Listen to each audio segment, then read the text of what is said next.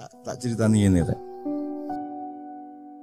Ini sekarang ini situasinya lebih berbahaya dari tahun 65. Dan sekarang pemetaan nasional itu persis 62, 63, 64.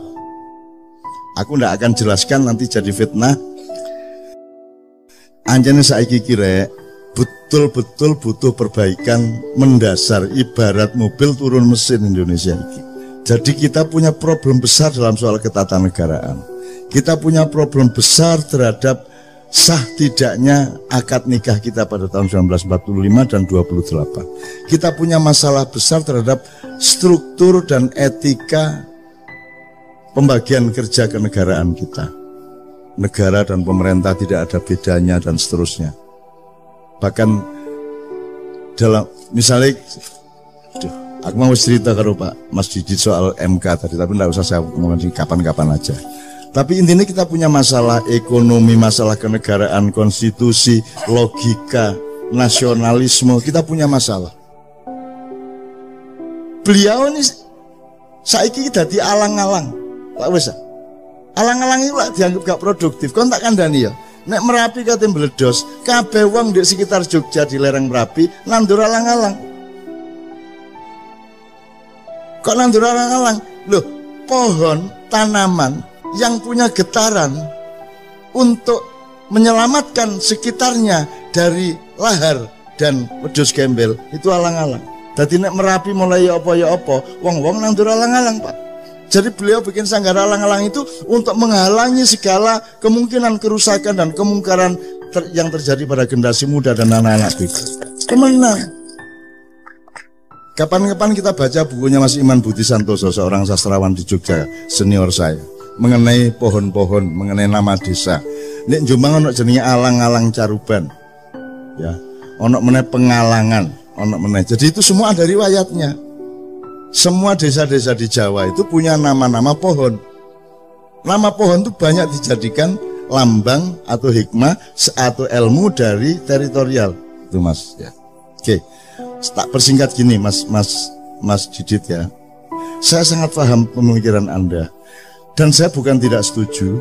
Kita semua standby untuk tutwuri handayani ya monggo, nek anjane sing penting iku untuk ing madya Mangunkarsa ya ayo, untuk ing ngarsa sing tulodo ya ayo, gak masalah. Nek anjane tepatnya seperti itu, ndak ada masalah. Dan memang wis wayahe. Kita butuh kongres nasional kenegarawanan Indonesia misalnya. Tak ceritani ini. Tak mulai Pak Harto ya. Zaman Pak Harto jauh sebelum reformasi, jauh sebelum ada rame-rame di Jakarta, saya menerbitkan selebaran. Judulnya kita memerlukan Dewan Negara. TNI harus berpihak kepada rakyat. Yang nyetak Zaki, yang sekarang manajer Kiai Kanjeng. Zaki wedi cak iki wanita ngomong ngene iki. Ya. Besok Zaki ada dengan Kiai Kanjeng di Gresik. Takono. Zaki rada ndredeg iku. Cak wanita musuh Pak Harto kaya lho. Aku gak musuh Pak Harto, aku iki ngomong sing bener iki ngene. Kita cetak. Dibutuhkan Dewan Negara. Karena pemerintahnya sedang kacau, maka yang dibutuhkan adalah level di atasnya yang mewakili nasionalisme sejati, yaitu Dewan Negara. Sekarang juga dibutuhkan itu. Menurut saya harus ada musyawarah kenegarawanan Republik Indonesia, mengumpulkan semua orang-orang yang memang punya nasionalisme dan hidupnya memang membuktikan dia bersih dari perusakan-perusakan atas Indonesia. Untuk membenahi tadi itu, konstitusinya, reamandemen, bentuk negara. Kita punya masalah kenegaraan yang sangat serius. Aturan-aturan tentang hutang, aturan nek kon dadi presiden 5 tahun utangnya oleh sak piro. Ojo kon bebani presiden berikutnya. Harus ada etikanya, harus ada aturannya. Kan sekarang semua pada tidak tertata dan seterusnya. Jadi kita butuh musyawarah kenegarawanan. Ndak usah negarawan, cek gak cemburu. Musyawarah kenegarawanan Indonesia. Wong tuwek-tuwek, wong sing murni-murni ngelompok memberi rekomendasi dan gak perlu metoto-metoto, gak perlu sumbar-sumbar. dan gak musuhi sopo-sopo. Ini untuk mencintai bangsa Indonesia dan menjaga tanah air Republik Indonesia yang Allah kasih ke kita dan harus kita rawat sebaik-baiknya. Satu ya. Saya bikin selebaran Dewan Negara itu ya kira-kira tanggal awal Mei. Terus padang bulan pas tanggal 12 Mei di Jombang, Menturo. Terus aku pamit, Rek, iki aku menenang Jakarta soalnya kok beberapa hari ono goro-goro di Jakarta. Kemudian terjadilah penembakan Trisakti besoknya. Kemudian terjadi pembakaran-pembakaran, penjaraan-penjaraan sampai ke Surabaya, sampai ke Makassar, dan terutama di Jakarta. Sampai akhirnya kita kumpul yang 5 orang itu, Anda tahu, Cak Nur, saya, Pak Melik Fajar, Imam Utomo Dananjaya, sama Pak Sudrajat. Kita merumuskan saran agar Pak Harto turun dengan kita kasih metodenya dan cara-cara untuk supaya rakyat tetap selamat dalam keadaan perubahan ini. Dan kita ajukan pada tanggal 17. Kemudian kita konferensi pers, nangis-nangis kabeh. Aku dijaluk melok ndonga dan nangis kabeh. Dan ingin betul-betul ada perubahan yang darurat di Indonesia pada waktu itu. Karena Amerika sudah tidak suka sama Pak Harto. Semua di luar negeri sudah tidak merestui Pak Harto. Rakyat sudah jenuh semuanya dan seterusnya.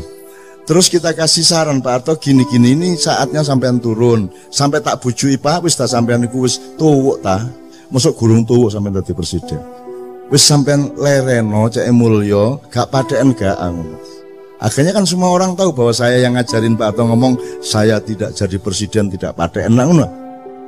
Lho iku gak padeken lho cara ndi? Nek gak cara Jawa Timur ya. Ya. Anda sudah tahu kemudian tanggal 18 kita setelah kita konferensi pers, kita ke seluruh dunia kita umumkan kita akan melakukan perubahan di Indonesia. Tanggal 18 kita kasih ke Mensesnek, waktu itu Pak Saidillah Mursi. Jam 11 kita kasih, jam 3 sore dikasihkan ke Pak Harto. Pak Harto membaca, merenung, sholat asar, sholat maghrib, terus habis isya Pak Harto telepon Mbak Novia. Atau sing telepon nang Mbak Novia, mergo aku gak ono sing nrimo Mbak Novia, bilang Cak Nun saya siap melaksanakan sarannya untuk mundur dari jabatan presiden. Itu tanggal 18 malam. Tapi tolong kita atur supaya perubahan di Indonesia ini tidak menimbulkan bentrokan-bentrokan. Tolong kalau bisa besok kita ketemu berenam dari 5 orang yang menandatangani surat saran kepada Pak Harto bersama Pak Harto, tapi Pak Harto mengatakan, Cak, mbok tolong ngajak orang-orang tua supaya 3 aja supaya jumlahnya 9. Akhirnya Gus Dur kita ajak, Pak Ali Yafi kita ajak, dan satu lagi saya lupa. Siapa ya? Ada orang tua satu lagi saya lupa. Dan seterusnya. Paginya kita ketemu dan aku ganti sepatu Rek. Waduh aku nyele Pak Bariman. Pak Bariman itu saiki guru SMA Muhammadiyah di Denpasar. Wis tak sesuk tak gawe-gawe les pokoke sing penting mosok aku sandalan rek ngono. Wis tak sekali iki sepatuan yo ngono melicet temen. Wis demi Indonesia wis gak apa-apa sih kalau melicet. Wis. Oke, akhirnya semua proses kita jalankan Pak Harto mudun, tapi di tengah jalan dikhianati oleh sejumlah tokoh. Jadi reformasi itu sebenarnya konsepnya adalah bukan Pak Harto turun terus Habibie naik. Yang salah kan semuanya. Jadi Pak Harto turun, kabinet bubar, DPR bubar, MPR bubar, kita bikin MPRS, Majelis Pemusyawaratan Rakyat Sementara, yang sudah kita daftari sebanyak 45 orang, nomor 1 Abdurrahman Wahid, nomor 2 Megawati, nomor 3 ini, sampai Daniel Sparingga, sampai macam-macam, pokoknya 45 orang. Cak Nur Kholis Majid, terus macam-macam sing kita perhitungkan cukup reformis. Jadi seharusnya Pak Harto turun tanggal 21, terus kita resmikan ada Majelis Permusyawaratan Rakyat Sementara dan langsung bersidang 45 orang menentukan kepala negara sementara yang langsung kita tugasi untuk membuat pemilu secepat-cepatnya, paling lambat antara 6 bulan sampai 1 tahun. Sehingga kita clean betul, kita resiki betul, dan kita bikin sesuatu yang baru. Dan itu kita perlukan sekarang sebenarnya. Tapi saya cerita dulu yang soal Pak Harto. Kemudian ini dikhianati tengah jalan, akhirnya Habibie yang naik, dan Anda tidak pernah tahu dan tidak pernah ada yang meneliti, dari UNER pun tidak ada yang meneliti siapa yang sebenarnya menyusun kabinet, siapa yang waktu itu bermain. Kalau sing takon aku yang menengahi, masuk gak ditakoni tak kandak-kandak no. Itu ya.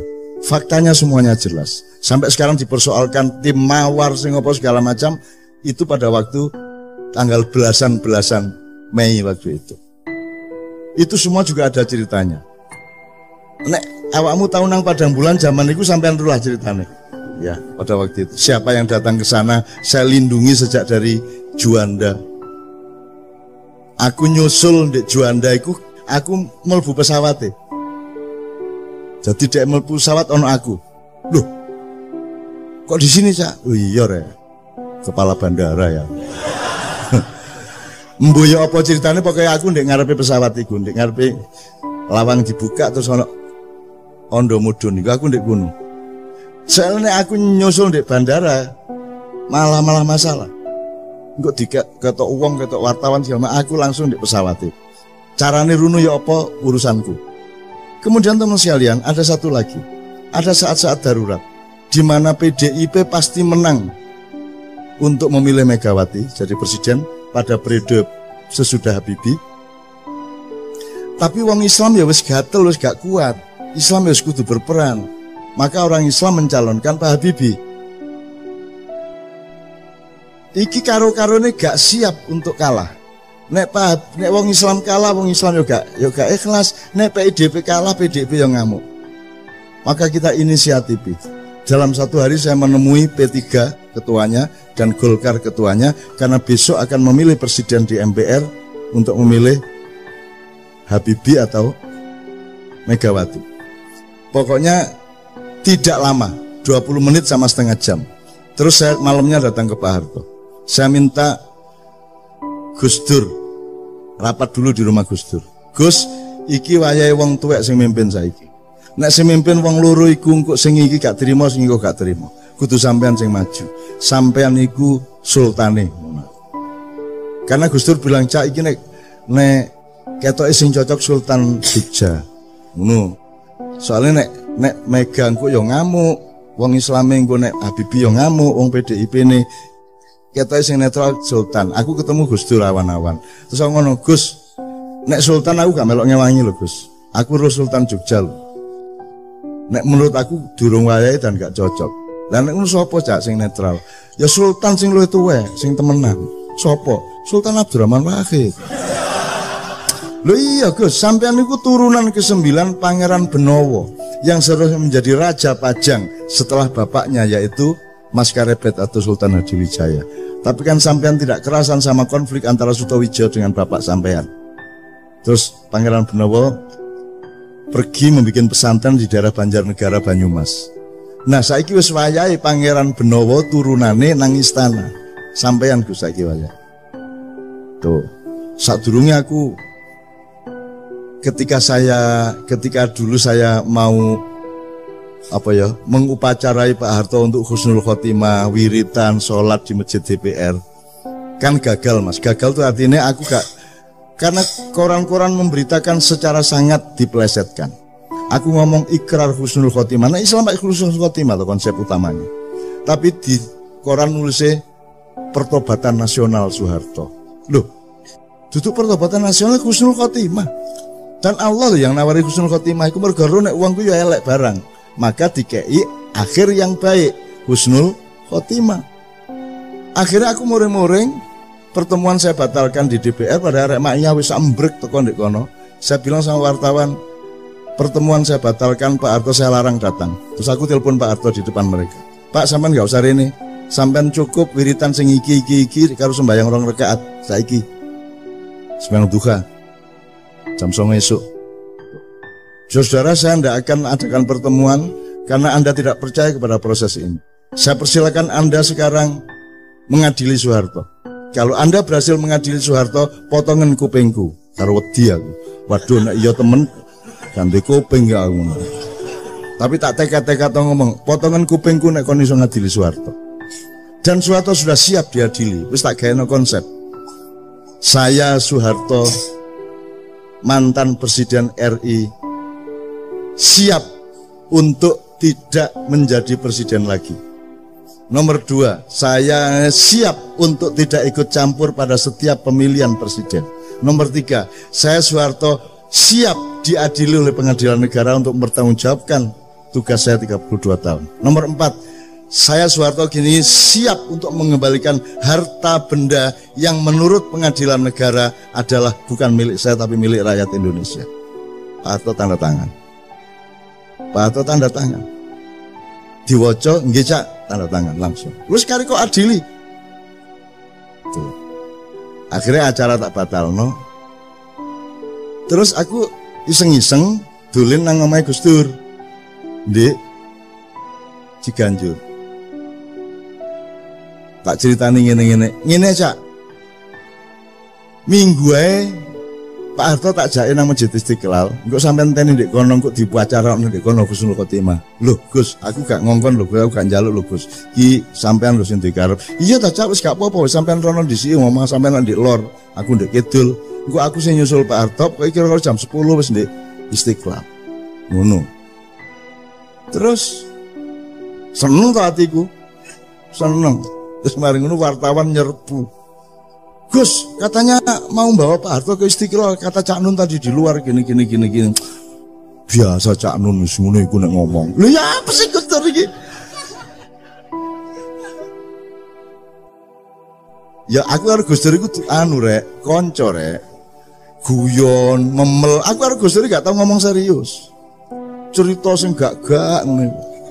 Wes pokoke memel ngono iku guyon jombangan iku lho. Karo aku gak ono formal-formal, itu sahabat saya. Jadi pokoknya intinya Mas, terus aku kepeduk Gus Dur sebelum pemilihan beberapa jam, dan saya bilang sama Gus Dur, Gus sampai jadi presiden insya Allah, kok sore, kan pemilihannya malam Mas, kok sore. Tiap aku njaluk loro Gus, mergo aku sing usaha, aku sing njaluk P3 kudu milih Gus Dur, Golkar kudu milih Gus Dur. Nek kalian berdua akan mengalahkan PDIP. Uno. Masalahnya bukan saya tidak setuju Megawati, cuman situasinya tidak memungkinkan. Saiki kudu wong tuwek sing mimpin Indonesia, itu situasinya pada waktu itu. Mulanya aku menjaluk loro Gus Sarati sampean ngurusi Aceh temenan karena masih ribut terus Aceh. Nomor loro gak ono mistik, gak ono Nyai Roro Kidul. Sampean gak ruta tema iku di Indonesia.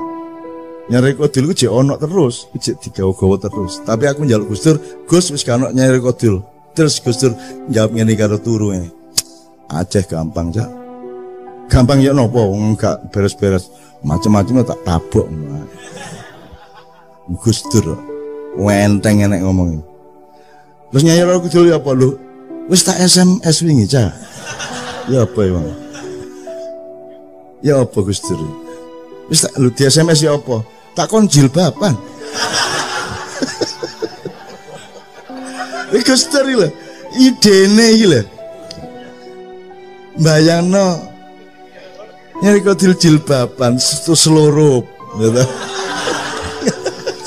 Imajinasine cek nakale wong ya Allah aku guyu cekikan Gus sampean niku masyaallah. Wis nek swarga gak ono sampean lak gak enak swarga niku sangono. Wis sampean iki top wis ya mbayangno Nyai gitu jilbaban niku.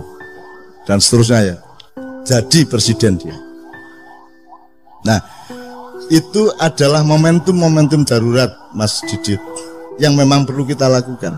Dan sekarang ini sebenarnya potensinya menuju ke situ. Itu yang sampean maksud tadi. Cuman saya ini kan orang yang tidak punya api. Aku gak duwe nafsu. Bukan soal nyongok loh ya. Maksudnya saya tidak punya libido politik. Saya tidak punya sedikit pun gairah untuk mimpin negara, presiden gak duwe blas. Gak duwe blas. Soge gak duwe aku. Aku seneng karo kon mek ngono tok. Asik membicarakan sesuatu yang menggembirakan mek ngono tok aku. Jadi gelandangan aku gak masalah. Gitu. Jadi aku gak duwe nafsu materialisme, kekuasaan, popularitas gak duwe aku. Alhamdulillah gak duwe. Tuh. Jadi saya tidak akan melakukan itu kalau saya tidak diperintah. Kalau ada perintah, nanti akan ada gejalanya, ada tanda-tandanya, ada ayat-ayatnya nanti. Gitu loh. Dan saya juga tidak GR bahwa saya penting di Indonesia. Anggitmu aku niku penting ta mak iyah iku. Indonesia kenal mak iyah ta gak? Gak kenal kok. Ojo GR petuta-petuta kaya iya. Nah awakmu merasa api alhamdulillah, tetapi ojo merasa kon niku penting ke Indonesia, wong aku gak penting kok. Aku ngomong titik keliru untuk mereka ngono wis dientekno aku didik-idik kaya ngono iku. Untung aku hanya seekor semut dengan setetes air menuju Ibrahim kan gitu. Ngono rek. Jadi teman sekalian memang sekarang sudah saatnya seperti itu, tapi sudahlah kita bersabar, jangan khawatir. Anggitmu kan Gusti Allah ta. Anggitmu kan malaikat ta. Anggitmu kan Nabi wis mati ta. Anggitmu Sunan Kalijaga gak ono ta. Anggitmu wis gak ono kabeh ta. Anggitmu mek ono awakmu tok ta. Gak. Masih lengkap dunia dan alam semesta ini, dan Allah punya skenario, dan Allah punya rencana, dan Allah punya irama, Allah punya langkah-langkahnya. Kita sami'na wa ata'na kepada Allah. Jadi yang penting awakmu selalu menunjukkan manusia yang baik, yang bermanfaat, yang seimbang, yang berpikir jernih, dan lain-lain yang sudah Anda omongkan tadi. Itu yang saya maksudkan. Alhamdulillah wis anggere awakmu dadi rakyat sing apik, insya Allah akan ada pemimpin yang baik, dan awakmu insya Allah juga menjadi pemimpin yang baik di skala dan perspektifnya masing-masing. Amin ya rabbal alamin. Kira-kira ngono ya.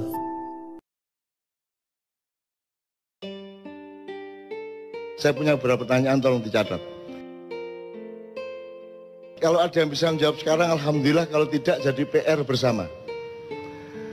Hafal teks proklamasi? Ada yang hafal teks proklamasi? SMK sing hafal ya malahan. Ngatik SMK. Hal-hal yang mengenai pemindahan kekuasaan dan lain-lain diselenggarakan dalam cara sesama dan tempo yang sesingkat-singkatnya. Oke, wis gak apa-apa wong kancane durung proklamasi ya, gitu. Pertanyaan saya sederhana. Apa yang dipindahkan itu apa? Apa yang dipindahkan kan pemindahan kekuasaan. Maksudnya kekuasaan itu apa? Keuangan, otoritas kenegaraan, kedaulatan, emas, seluruhnya. Seluruhnya. Oke. Seluruhnya itu apa ya? Jajal sebutan. Telu. Kedaulatan. Ya. Kekayaan. Kekayaan itu apa aja? Aset bangsa, kebudayaan, semuanya yang ada di Indonesia. Termasuk aspek pembentukan negara yang termasuk dalam kekayaan negara.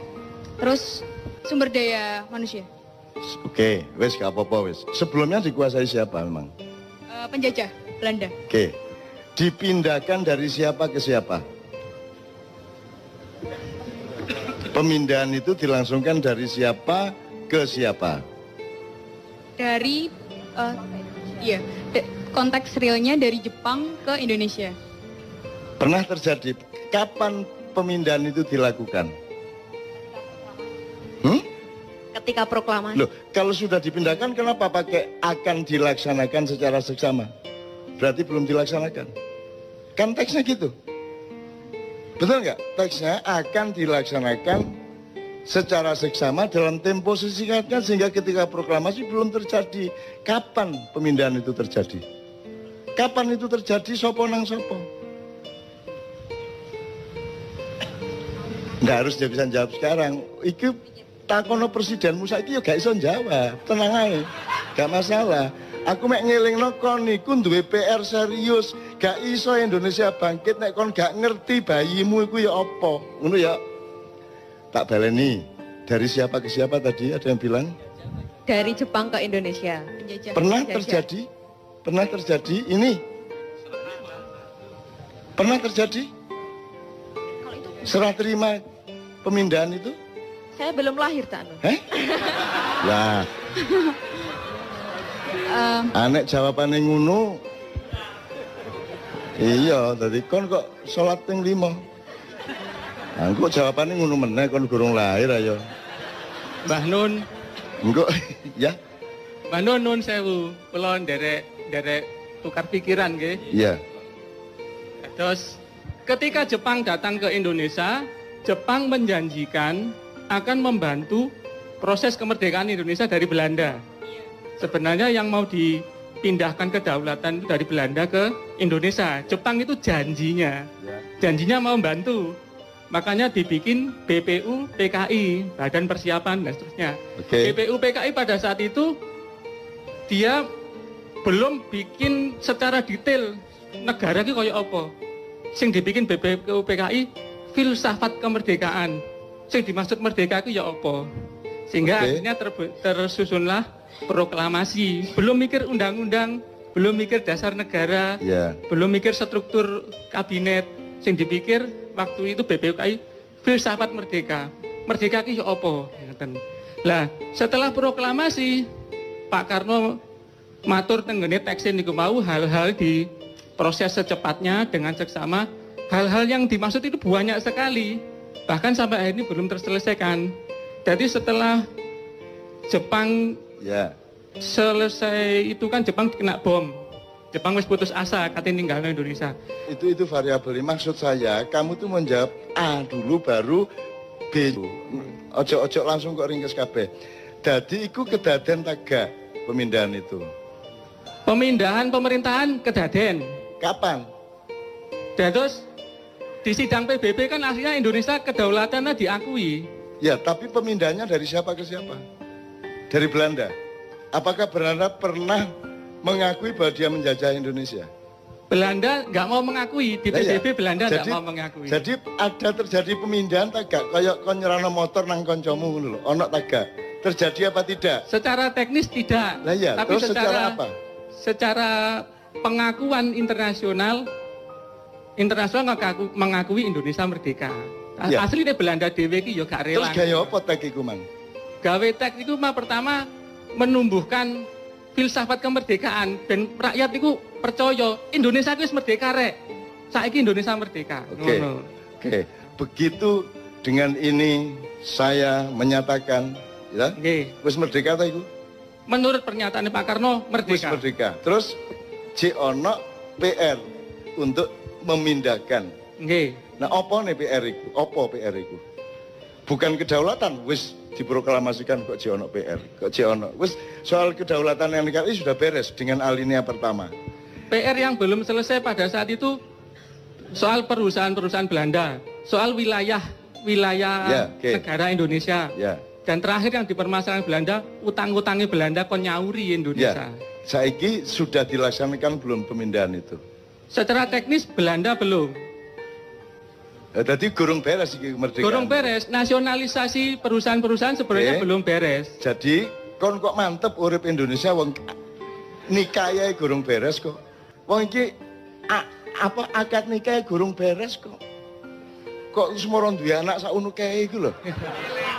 Itu yang saya maksud itu adab yang belum beres sejak awal berdirinya NKRI. Kontroversi pendapatnya monggo ndak ada masalah ya, tapi ada yang belum beres dengan pemindahan kekuasaan. Nanti salah satunya tercermin pada pertanyaan berikutnya. Jadi ya, jadi ndak pernah terjadi toh itu? Ndak pernah terjadi. Ya wes. Jadi kon ojo meneh GBHN, ojo meneh Pancasila, ojo meneh aturan-aturan. Wong proklamasi loh, gurung dilaksanakno. Ya tak gak? Nggih. Proklamasi lho gurung beres. Presidenmu kate 30 meneh. Nek akad nikahe gurung jelas, wis gak beres-beres. Makanya semua presiden yang ingin jadi presiden pahami dulu Indonesia ini siapa, urusannya gimana, yang PR-nya apa, yang belum beres apa, pahami dulu baru bagusi mencalonkan diri jadi presiden. Kita betul. Itu loh. Jadi aku setuju pendapatmu kabeh, tapi yang saya maksud adalah ayo didandani sik teko awal rek. Ngono lho. Wong iki gurung beres sejak awal kok. Ya oke. Misalnya pada pernyataan berikutnya nanti Anda benar-benar dicatat aja berikutnya. Ini tak pencoloti supaya nyambung dengan Anda. Siapakah pemilik sah tanah air? Tanah dan air Indonesia beserta isi dan kekayaannya sebelum 17 Agustus 45 dan sesudahnya. Siapa yang punya? Hakikatnya Indonesia yang punya Gusti Allah. Hakikatnya. Iya. Wassalamualaikum warahmatullahi wabarakatuh. Secara zahir sebelum kemerdekaan Indonesia dikapling sama Belanda, berikutnya Jepang. Loh, Secara zahir, secara batin Indonesia ki melike Gusti Allah, ngadewe iki gelandangan gak duwe apa-apa asine nang Loh. kene. Jadi secara sepihak nah, ini mengklaim loh miliknya dia. tanda bahwa kita betul-betul belum mengerti Indonesia. Sing jenenge milik itu kan saiki kan IMB, apa jenenge sertifikat. Ya, itu berlaku setelah kemerdekaan. Ada undang-undang tanah yang baru. Jelas ya? Sadurunge kemerdekaan niku dhek sapa lemah. Iku misale saiki sing ndek Jogja wis sing digawe stasiun kereta. Ya. Ya tanahnya keraton. Nah, tanah keraton. Saiki sing tanah sak Indonesia iki dhek sapa? Tanah sak Indonesia Ojo ngomong Gusti Allah loh. pada zaman Mojopahit ya secara kepemilikan milik kerajaan Mojopahit. Waktu dengan rakyatnya. Ya oke. Maka sebelum 45, sebelum 1745 dhek sapa? Iku aku mek ngomong iku. Sebelum 45 Belanda mengklaim itu adalah wilayahnya. Kapan? Mana buktinya Belanda mengklaim? Karena Indonesia itu waktu itu Nggak ada faktanya Belanda ngeklaim. Oh. Nggak ada. Belanda tidak pernah menjajah Indonesia menurut Belanda. Belanda itu datang sebagai pemborong. Kontraktor. Dia kontraktor datang ke sultan atau raja. Tergantung tempatnya. Pak, saya bikinkan jembatan. Pak, saya bikinkan jalan. Saya bisa bikinkan pertanian. Pembagian pendapatannya segini sama segini. Jadi mengontrak dia menurut mereka. Mereka tidak pernah menjajah kita. Gitu loh. Nah, miliknya siapa? Kontrak itu dengan siapa? Kontrak dengan sultan-sultan, raja-raja. Nah, jadi siapa yang memiliki tanah air sebelum kemerdekaan? Sebelum kemerdekaan para raja dan para sultan. Ah, ngono lho, kitnang sintak ngenteni iku dhek sultan, oke? Nggih. Sak Indonesia iki dhek sultan dan raja-raja jumlahe kira-kira pira sultan dan raja? Mboten paham kula jumlahnya. Loh, berarti gak jelas iki. Loh, wong kon iki saiki tanah sak meter iso paten-patenan karo tanggamu kok. Nggih. Ya ta gak? Apa meneh tanah sak dari Sabang sampai Merauke gak jelas urusane. Terus kon gawe Indonesia kok ini kok iya padahal gak jelas urusane. Itu loh yang saya maksud. Oke? Jadi tanah itu milik raja dan sultan. Oke? Yes, terus merdeka. Terus tak sapa mari merdeka? Negara Republik. Milik negara. Milik negara. Upama kon raja gelem ta gak kon? Nggih, kula nyuwun perjanjian tertulis. Ana ta gak perjanjiane? Ndak ada. Ah. Iki lho. Nggih. Jadi gelem ta kon duwe lemah sak pulau misalnya Ternate tidure, sak pulau iku wekmu. Terus moro-moro Indonesia merdeka. Terus moro-moro duduk tekmu. Gelem ta sultan? Moro-moro duduk dhek-dheke. Gelem ta? Nggih, ndak mau. Lah iya. Harus ada perjanjian. Nah, terus ada ndak perjanjiannya? Faktanya ndak ada. Ndak ada. Berarti beres ndak masalah Indonesia ini? Beres ndak? Belum beres. Jadi halal ndak Indonesia ini? Aku mek kepengin ngandani kon gak iso beresi masalah iki, ganti presidene dukno teko langit sapi itu padha ae. Nek kon gak iso beresi masalah iku mulane aku yang dipindahkan apa saja, yang berupa dolar berapa, yang berupa emas berapa ribu ton, ya, yang berupa tanah berapa, yang berupa tambang berapa, perjanjiannya gimana. Setelah tanah sebelumnya milik sultan dan raja, tiba-tiba menjadi milik negara. Mosok gelem harus ada transformasi land reform, betul enggak? Ada enggak?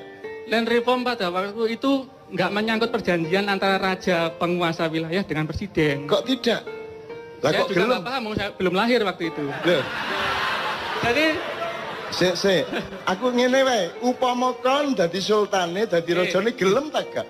kula mboten purun, saya nggak mau. Terus rumangsamu 124 sultan raja ki gelem ngono.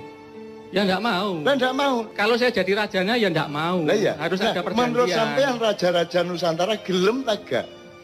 ndak mau asline. Ah, aslinya ndak mau. Ya, contohnya konflik-konflik yang muncul. Makanya terus ngene lho, Dik. Yang kita ini nyari bersama, duduk aku berdebat karo kon. Oh, kita mencari bersama. Golek api. Menurut kon, nek kon sing dadi sultan, moro-moro Indonesia merdeka, terus semua milikmu jadi milik negara. Lilo tagak kon. Mboten rela. Mboten. Kan jadi harus ada perundingan iki ya apa transformasi hak tanahnya bagaimana kan gitu. Nggih. Ada ndak? Nggak ada. Ndak ada. Berarti halal ndak ini sekarang? Saya bukan MUI yang memutuskan halal haram. Saya nggak berani jawab. Ngene lho, kon iku nek kate nang doli gak usah nang MUI sik. Kon langsung ro nek nang doli ku haram ngono lho. Mosok halal haram ngenteni MUI. Begitu tidak sah, tidak logis ya. Curang berarti tidak halal ngono kok dadak MUI sik kon. Nggih, hakikatnya kalau kedua pihak ada sesuatu dan satu pihak merasa tidak terima, berarti itu nggak halal. Hakikatnya begitu. Makanya sekarang diatur ada nggak undang-undang konstitusi yang mengatur peralihan dari haknya sultan dan raja-raja seluruh Nusantara ini kemudian menjadi milik negara? Nggak ada. Nggak ada toh? Nggak ada perjanjian itu. Dadi iki apa iki nyolong ta, ngeklaim ta, ngerampok ta? Ya, kon ojo melok sedih, ojo melok dikeserang wong kon yo gak melok apa-apa, kowe gak salah kok. Loh, saya juga ikut sedih, Pak, wong saya pegawai negeri ya. Oke, tapi jelas ya faktanya ya. Jadi beres enggak masalah kelahiran tadi? Masalahnya enggak beres. Ya, beres toh? Beres. Oke, enggak beres. Jadi sejak awal kita itu belum beres. Oke ya? Oke, betul. Jadi soal pemilikan tanah, tambang semua sebenarnya kan juga tidak ada perjanjian yang jelas, tidak diatur secara kenegaraan. Saiki kon roh, atine rojo-rojo saiki ya apa kira-kira kan gitu. Atine rojo-rojo karepe iku bikin daerah istimewa.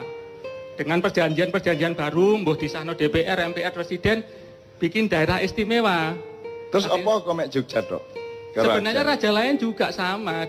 Di Aceh kan dulu-dulunya zaman Pak Harto kan ya sempat bergejolak minta istimewa. Apa komek loro? Karena yang lain nggak berani mungkin. Oh. Karena untuk dalam tanda kutip melawan kekuatan besar kita harus punya support yang besar. Nah raja-raja ini kan supportnya kecil. Oh jadi untuk mendapatkan hak hidupnya itu harus berani gitu. Loh yang nggih no Pak. Oh berani melawan? Berani melawan penguasa. Penguasa mana? Sing rumangsa menguasai wilayah Indonesia. Berarti penguasa ini penjajah ya, sehingga raja-raja pada takut.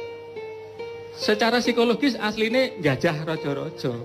Secara dohir ketoke mengajak saiki jajah taga. Aslinya menjajah. Sip. Yes. Iku sing tak enten kon. Dan kon pegawai dari sistem penjajahan itu.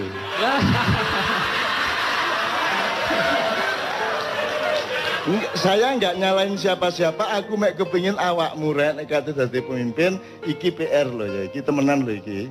Meskipun mungkin gak iso jawab temenan ya gak masalah, tapi ojo dianggap gak ono. Ojo wong loro ati terus anggap gak loro ati, ada PR-PR besar. Ya tak terusin ya supaya lengkap, pertanyaannya 2 lagi paling. Tadi pemilik sah tanah air Indonesia sebelum dan sudah kemerdekaan. Sekarang nomor 3. Apa muatan substansial UUD baik 45 maupun 2002 amandemen ya tentang pemilahan antara negara dan pemerintah? Terus ngeten, aslinya pemerintah niku karyawan ini negara aslinya pemerintah niku. Karyawan. Nggih, terus karyawan pemerintah apa karyawan negara? Pemerintah niku kan ngeten, paribasane negara niku rumah tangga. Oke, sopo kepala rumah tangga nih? Bapake. Loh, sopo? Oh, yang pemilik rumahnya. Saya nih ngomong Indonesia. Indonesia ini punya rumah tangga. Indonesia secara hakikatnya belum punya kepala negara. Kenapa tidak punya? Mergo di Undang-Undang Dasar itu sebenarnya rancu antara negara dan pemerintahan. Rancu. Berarti undang-undangmu itu bener tak gak? Kalau izin aku mau kepingin ngomong apa aneh. Undang-undang dasarmu mengatakan bahwa presiden adalah kepala negara. Padahal yang kita butuhkan ada kepala negara dan ada kepala pemerintahan. ASN itu aparat sipil negara, bukan aparat sipil pemerintah. BUMN ini jenenge BUMN, duduk BUMP. Tapi BUMN taat kepada pemerintah, bener enggak? Secara negara kok taat nang pemerintah, pemerintah taat nang negara. Jadi negara mi kualik tak gak ndase karo sikile. Kalau isin nglakoni asli ya kualik. Lah iya. Sak kualik-kualike wong arek-arek gak melok nyambut gawe ndek kantor-kantor ke pemerintah, awakmu sing nyambut gawe ndek kono ya. Ngono ya, gak apa-apa wis. Jadi Anda sendiri sebenarnya tidak setuju pada undang-undang itu. Betul enggak? Nggih, dados ngeten asline kula sejak mahasiswa mbiyen nggih mboten setuju. Ah, wis. Saking garise nasib kok moro-moro dadi ngono. Jadi sekarang Anda punya pendapat sebagai intelektual, nek barang itu jelas salah dan menciptakan bencana-bencana politik, kira-kira perlu dirubah tak gak? Nah, jadi salah satu PR Anda adalah membenahi kembali dasar konstitusi, filosofi, sistem kita bernegara. Memang sejak awal kita ini celaka karena tidak ada pemilihan antara negara dan pemerintah. Akhirnya karyawan di kantor kabupaten taat kepada bupati. Padahal karyawan atau ASN atau PNS dulu di kantor kabupaten itu adalah aparatnya negara yang digaji permanen dari dia masuk sampai pensiun. Jadi dia sepanjang hidupnya. Sementara bupati, presiden, outsourcing. Dia cuma disewa 5 tahun. Jadi orang yang jadi ASN sepanjang hidup sampai hari pensiun itu tidak pada posisi untuk taat kepada outsourcing. Betul enggak? Ya, oke. Terakhir. Ini soal sejarah. Apakah berdirinya dan pelaksanaan NKRI merupakan kontinuasi dari bentuk pemerintahan dan kekuasaan sebelumnya, abad-abad sebelumnya, entah apapun bentuknya, ataukah merupakan adopsi dari luar Indonesia? Jadi Anda sebenarnya bukan orang Indonesia dengan negara Indonesia ini. Anda adalah orang Eropa, orang Amerika, tambah orang Arab, tambah orang Cina, bernama Indonesia, label muda ae Indonesia, tapi janjane sing kok lakoni ku Eropa, Amerika, Israel, Cina dan Arab. Gelem kon dadi wong kaya ngono iku. Jadi ada budaya atau sejarah kontinuasi, ada sejarah adopsi. Kita ini sekarang adopsi, mulane biyen sapa jenenge Jayabaya mengatakan wong Jawa kari separo, Cina Londo kari sak jodoh. Kita salah paham selama berapa abad. Rumasane ono welut perang terus wong Jawa jumlahe karek separo, gak. Jawamu iku separo-separo saiki. Jawamu iku separo-separo, gak Jawa temenan. Mergo kon wis gak gelem nerusno Jawamu. Gitu loh. Cina Londo malah dadi sak jodoh, kerjasama.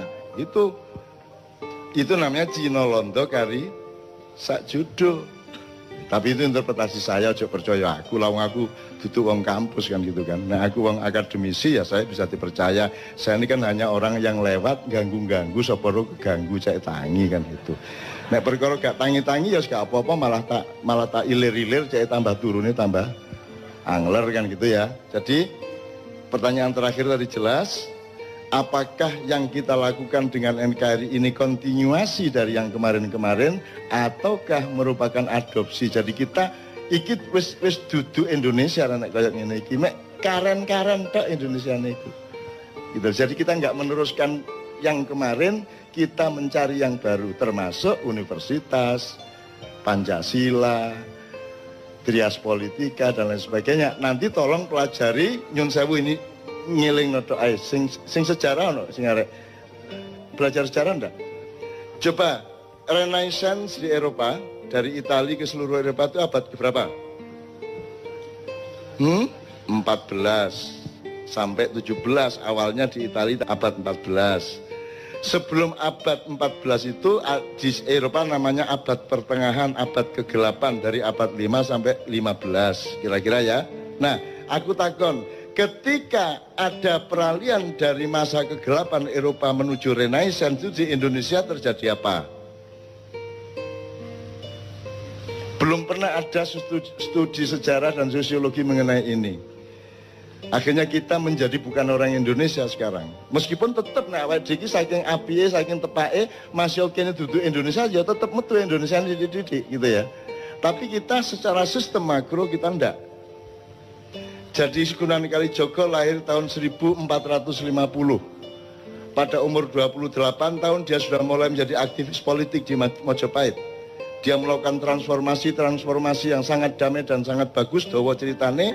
Dan beliau mengawal dari Mojopahit akhir, yang ketika itu masih ada Minak Jinggo Belambangan, sampai transformasi ke Demak, sampai ke Pajang, sampai ke Mataram awal. Sunan Kalijaga umurnya 162 lebih. Nah, jadi kalau awakmu setuju Mas, ini sampean meneh, sampai Renaissance. Saya teng Yunani, Roma zaman riyen niku. Itali. Nggih kula dereng lahir niku. Kan kok tak balekno nang masa silam kan kok. Nggih, leres. Ya. Zaman filosofi Itu disebut masa apa? Masa Renaissance, masa kejayaan ilmu pengetahuan dan filosofi, filsafat. Masa pencerahan. Nggih. Ya, menurut awakmu setuju tak itu masa pencerahan?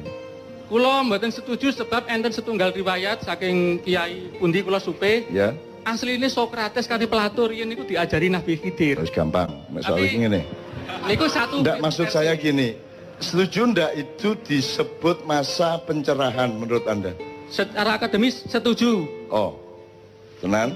Nggih. Makanya awal tadi kita ngomong mengenai kelengkapan, mengenai sempurna.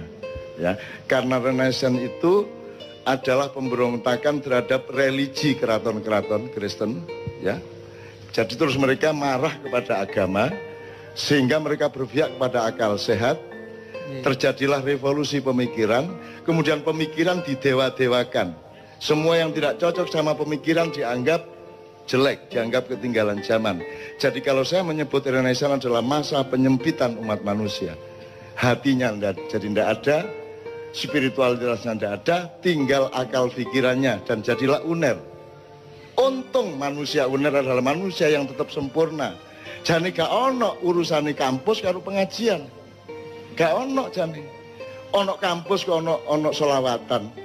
Universitas secara barat kok selawatan. Itu tidak kompatibel dengan sistem dan ideologi universitas. Tapi di Indonesia tidak bisa 100% berlaku karena rektornya religius, karena dekannya religius, karena mereka tetap manusia sempurna. Gitu loh, Dek. Jadi di timur terjadi penyempurnaan manusia oleh Sunan Kalijaga dan Wali Songo. Di Eropa terjadi penyempitan manusia. Dari manusia yang lengkap spiritual, mentalitas, semuanya menjadi hanya manusia intelektual. Bahkan kemudian menjadi manusia akademis. Di sini disempurnakan. Agamanya sama budayanya dikomprensikan. Bahkan lengkapnya luar biasa. Sampai kebudayaan Jawa bagi saya itu upama gano Islam wong Jawa wis mlebu swarga ngono aku. Nek kurang sembayange ngono tok. Tapi nek peradapane wis saiki sampean delok. Nek tembang Jawa teko sinom nganti Megatruh Pucung itu lagune wong sing wis ndek swarga. Wis karek ngene ndek swarga.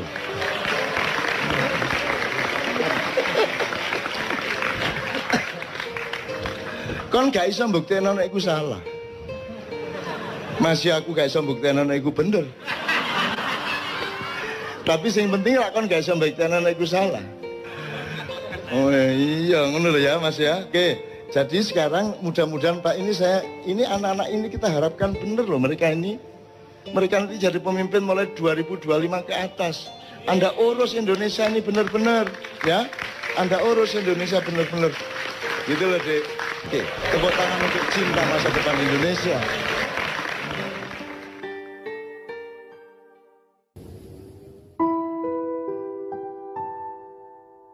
Saya pernah bilang sama Anda, tanya sama Anda entah berapa tahun yang lalu, Indonesia itu melahirkan bangsanya atau bangsa ini melahirkan Indonesia? Jadi bapaknya yang mana? Indonesianya apa bangsanya? Bangsa melahirkan Indonesia. Oke. Lah bangsanya itu bangsa apa? Karena sekarang disebut bangsa Indonesia. Membingungkan enggak? Bangsa yang melahirkan Indonesia itu sekarang menyebut dirinya bangsa Indonesia. Jadi Wak Karjo duwe anak jenenge ya Karjo. Kan gitu. Nah, bangsa yang melahirkan itu bangsa apa? Yang melahirkan Indonesia itu. Itu pertanyaan tidak harus dijawab malam hari ini, cuman Anda harus terganggu oleh itu. Oke, saya teruskan. Indonesia umurnya berapa? 70 tahun, betul? Bangsa yang melahirkannya berumur berapa? Pertanyaan yang tidak usah dijawab malam hari ini. Kalau kamu tidak mempertanyakannya, berarti kamu tidak akan pernah mengenal siapa dirimu, karena kamu tidak pernah mengenal asal-usulmu. Yang namanya bangsa tadi yang melahirkan Indonesia itu dimulainya sejak kapan? Sejak abad 15 kek? Sejak abad 10 kek? Sejak abad 7 bareng sama Kanjeng Nabi, atau sejak kapan? Atau sejak Aji Soko? Atau sejak kapan? Itu nenek moyangmu kan? Jadi Anda kenal nenek moyangmu apa tidak? Kalau manusia tertua sekarang kan Sangiran gitu ya, fosil tertua, tapi juga ada yang lebih tua lagi di Jombang. Tuh. Oke, itu sudah 2 pertanyaan yang kita belum bisa menjawab pada malam hari ini ya teman-teman sekalian ya. Pertanyaan saya berikutnya, Anda ini katakanlah bangsa yang melahirkan Indonesia itu katakanlah upamane bangsa Nusantara, upamane ya, upamane bangsa Nusantara. Saya tidak akan ngeklaim, saya juga tidak akan membantah atau menegaskan, tapi pokoknya XA-nya itu katakanlah bangsa kita itu bangsa Nusantara. Di sini kita belok sedikit. Apakah kalau orang Sunda berarti bukan orang Jawa? Sejak kapan orang Sunda dan orang Jawa itu orang lain? Sejak kapan itu? Kalau kita tidak tahu berarti kita tidak mengerti diri kita, benar nggak? Apakah kalau orang Palembang, orang Bengkulu, orang Bugis itu berarti bukan orang Sunda dan bukan orang Jawa? Sejak kapan? Oh, mungkin sejak tahun 1928 ya. Yong Yava, Yong Ambon, Yong apa lagi deh? Gue ki ora ngerti toh wajan 1928 ya ora ngerti toh wajan. Oke. Jadi ternyata pengertian Jawa bukan Sunda, Sunda bukan Lampung, Lampung bukan Bali, Bali bukan Madura, itu pengertian yang belum lama. Atau sekarang kita shortcut gini XA-nya, perumpamaannya. Anda adalah anak Nusantara yang diadopsi oleh Indonesia. Ngono piye ya? Entuk ya.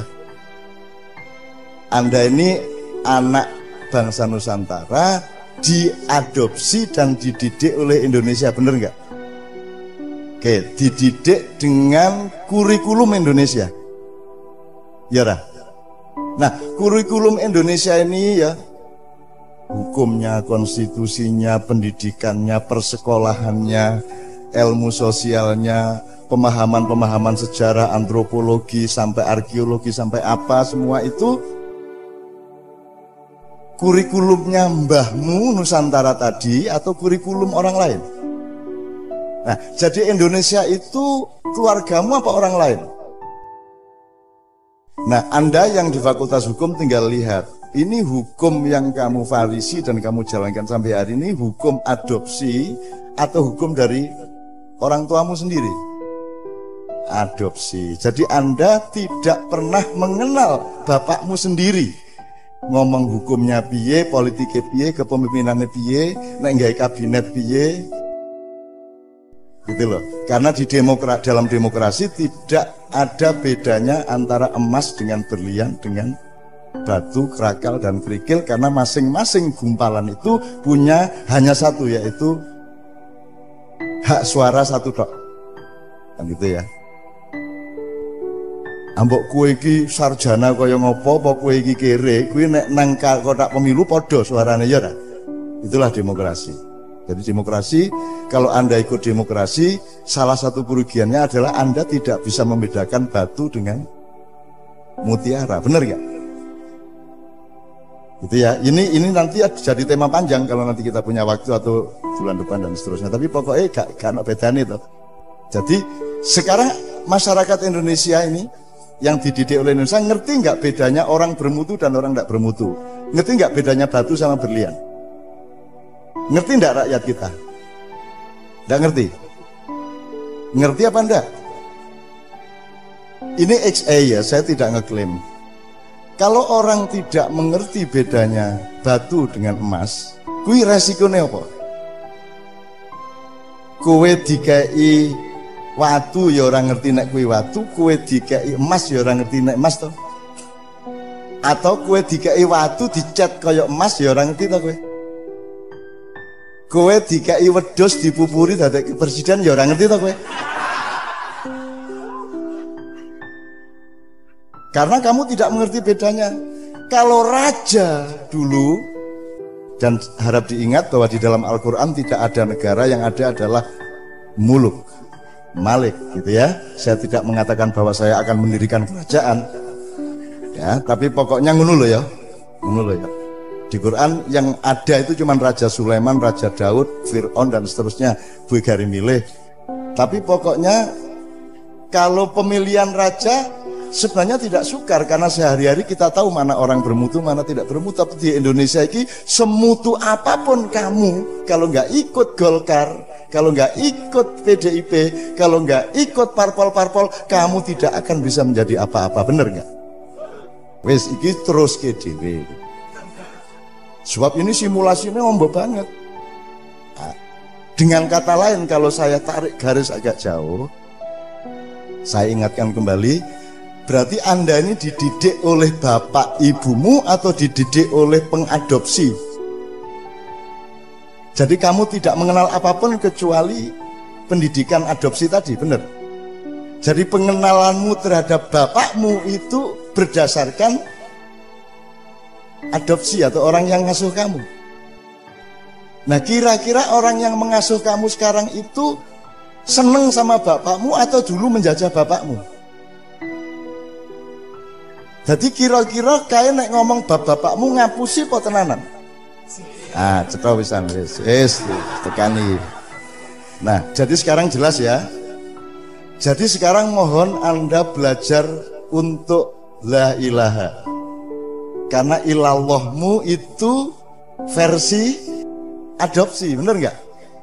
Gajah Mada siapa?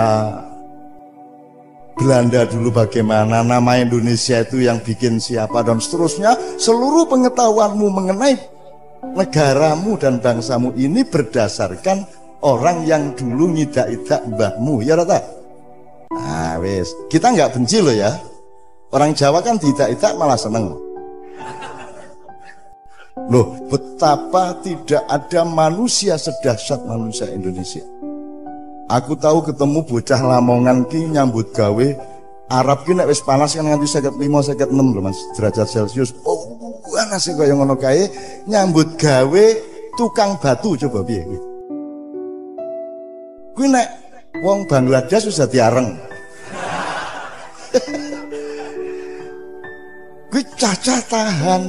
Itu tidak merubah mentalnya, terus mereka siang istirahat 1-2 jam ke Madinah, ke masjid, ketemu saya di masjid, dan tidak terpengaruh mereka oleh kesengsaraan itu. Itu orang Indonesia. Padahal nyambut gani kaya ngono iki, begitu ketemu wis kaya pengajian NU kae. Masya Allah, Allahumma sholli ala Muhammad. Kapan sampean tutuk kene iki, Cak? Itu. Jadi kaya ora apa-apa kae lho. Tadi saya diceritain Cak Yus, TKI kita di Malaysia itu pasang paving satu orang itu 1 hektar.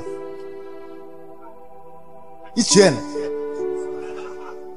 Dan dia sudah menemukan momentum dan niatnya dan tenaganya, dan dia bertekad 5 hektar tak selesaiin sendiri. Coba piye kuwi? Wis golek menungso ning Mars planet kono nek ana paving 5 hektar dikerjake ijen, berarti mengin angin, cek-cek ngene. Dadi mengin angin. Oke ya. Oke, saya shortcut lagi. Jadi teman-teman sekalian, sekarang kalau ibarat orang sholat, ibarat hadas dan tidak hadas gitu ya, najis dan tidak najis. Saiki pendidikan adopsi tadi menurut kamu itu nek dirapoti ngono munggah kelas ora? Hukum di Indonesia pelaksanaannya nek dirapoti angka piro? 0,00 piro meneh?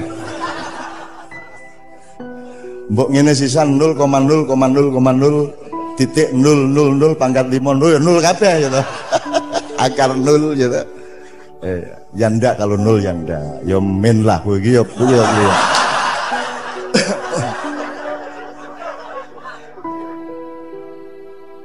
Begitu juga berarti pelaksanaan agama Islam pun itu sebenarnya banyak versi adopsi. Jelas ya?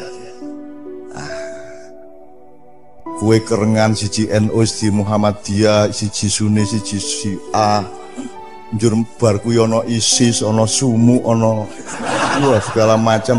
Itu semua versi pengadopsi, jelas ya. Nah, teman sekalian, anggaplah berarti ada yang tidak murni, ada yang kotor, ada yang bersifat manipulasi, ada dusta, ada sesuatu yang disembunyikan, ada sesuatu yang ditutupi, ada sesuatu yang tidak jujur misalnya ya.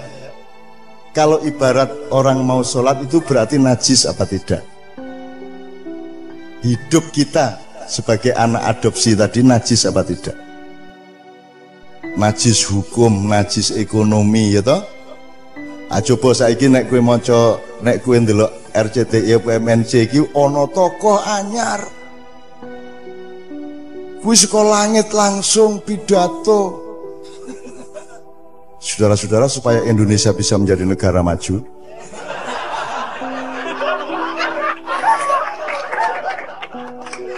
Mas sampean niku sinten?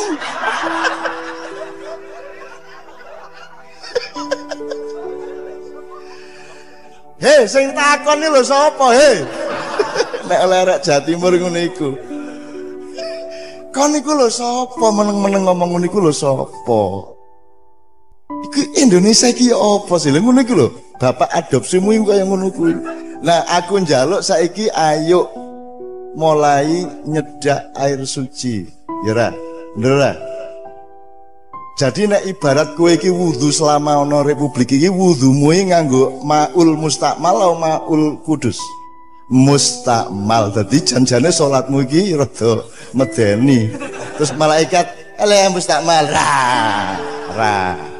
Tur ora mung mustakmal, ora mung wis tau digawe wudu, campur tai, campur apa meneh Mas?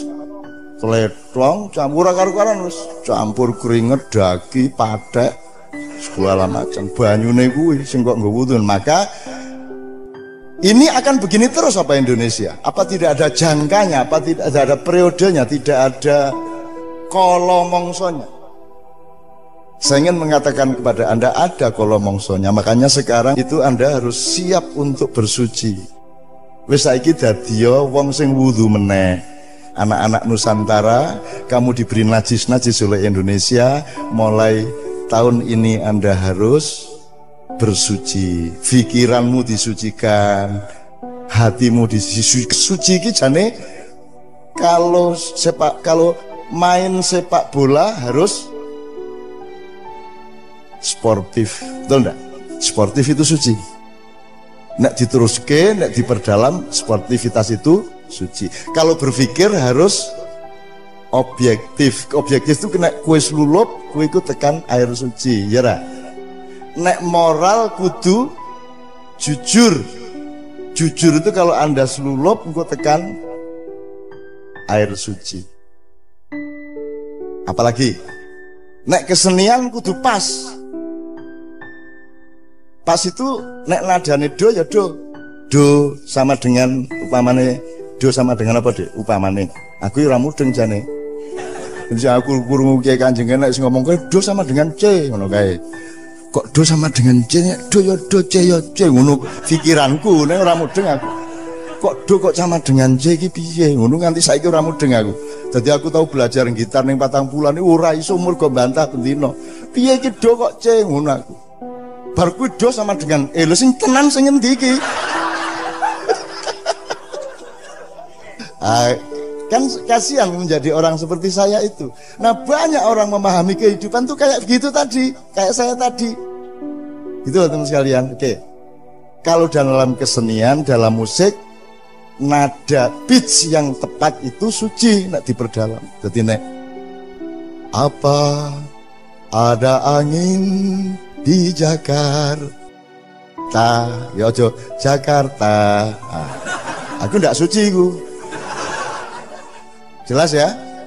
Kesucian itu sederhana. Nek rambutmu iki kok cat ireng iki ndak suci saya. Makanya mbok modar ora tak cat. Ki arep putih, arep ngopo? Putih ya pancen. Ngono lho. Jadi aku nek ndelok wong dicat men ditandur ana rambutnya ditandur. Iki ana iki menteri sing rambutnya ditandur iki ana. Kuwi aku nek ndelok ki aku wis ora iso ngrungokne omongane gek suwene pira ya nandur semono kae. Ngono kuwi aku. Ana meneh irunge didawakke ngene Dik ya. Irunge ana kuwi wong gedhe kuwi irunge didawakke dadi bolongane ra cocok karo nek lho. Nah itu tidak suci. Jadi aja ana sing diambak-ambakke, aja ana sing diciut-ciutke ya to. Angko cah asrama wedok kae kan senengane sing lanang kan ciut-ciut.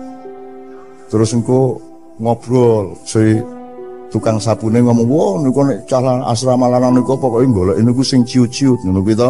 Terus cah asrama wedok, "Apa yo? Iya." Terus ana primadonane teko. "Mosok sih?" Ngono kuwi ta.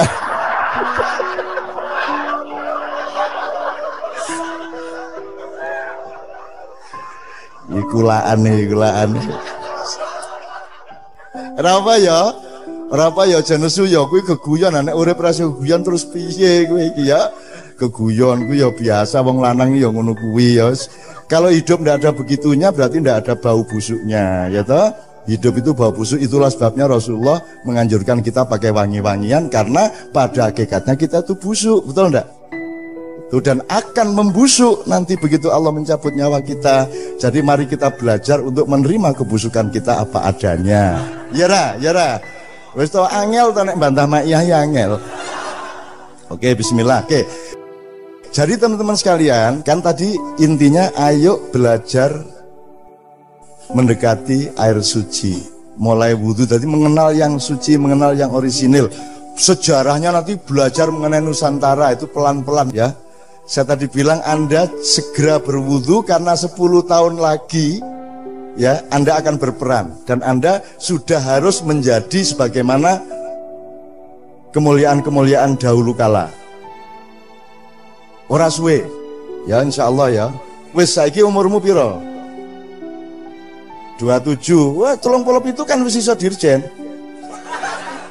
Ojo GR ora njur kowe. Aku ndudung ngene iki ya ming mergo sing ngarep kowe ning janjane karep kuwi sing ning kono gitu. Tapi pokoknya ayo disucikan sekarang. Nah, salah satu belajar kesucian itu di samping ibadah resmi mahdhah itu juga kalau Anda melihat daun, Anda merasakan udara, Anda melihat matahari, itu Anda harus punya kesadaran untuk menemukan sucinya. Bedanya binatang sama Anda adalah binatang lebih suci daripada Anda. Karena binatang tidak pernah melanggar Tuhan, binatang tidak urusan sama surga neraka. Anda yang harus mengenali suci itu, kan gitu. Oke ya. Nah, menulis puisi tidak bisa bohong. Ya, tidak bisa. Menyanyi tidak bisa bohong. Artinya nek cen do re mi ya do re mi. Orang iso ngapusi. Sementara di luar kesenian kan sangat mudah untuk bohong gitu ya. Seperti yang kemarin saya bilang, misalnya kue nganggo motor, saiki motor ki nganggo lampu nek awan toh. Itu kan ya saya tidak mengatakan itu tidak suci, tapi nek neng Korea ki motor kan paling 5% banyaknya, sehingga mobil tuh kalau ketemu motor gugup, maka motor harus menyalakan lampu karena mayoritasnya mobil. Lah niki mayoritasnya apa? Motor ini kabeh nek awan. Oke, kalau ini Anda belum gini loh. Kalau di Amerika, di Australia, mayoritas orang itu bukan orang Islam. Maka asumsi dasarnya adalah makanan di Eropa atau di Australia itu haram karena kebanyakan bukan orang Islam. Disitulah dibutuhkan makanan yang ada sertifikasi halal. Menurut aku ini, karena mayoritasnya haram. Indonesia mayoritasnya wong Islam. Asumsi dasarnya semua makanan itu halal, maka dibutuhkan sertifikasi haram. Ngunu. Jadi ngerti ya. Jadi teman sekalian, aku njaluk saiki ayo mulai nyedak air suci. Kan itu ya.